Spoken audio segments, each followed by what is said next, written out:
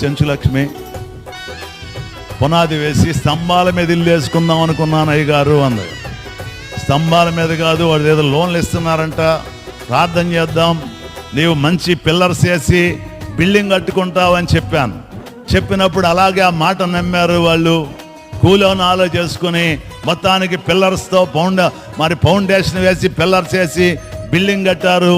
ఆ తర్వాత ఇప్పుడు 2వ స్లాబ్ కూడా వేశారు. దేవుని స్తోత్రం. హల్లెలూయా. రేకులు రెడీ చేసుకున్నారు, రాళ్ళు రెడీ చేసుకున్నారు, స్తంభాలు రెడీ చేసుకున్నారు. ఈ స్తంభాలు వద్దమ్మా, మీరు ప్రభువుని నమ్ముకున్నారు కదా, దేవుడు మీకు మంచి ఇల్లు ఇస్తాడన్నప్పుడు ఆ మాట ఏం చేసిందంటే వాళ్ళను ధైర్యపరిచింది. మీరు కూడా అనుకుంటారు, ఆ కాన్వెంట్లోన బాగా ఫీజులు కట్టాలంట, ఆ కాన్వెంట్లో చదివించలేం, లేకపోతే ఈ పని మనం చేయలేం, నాకు భయం వేస్తుంది అనుకుంటాం. కానీ మనం ఆరాధన చేసే దేవుడు మరణాన్ని జయించి లేచాడు.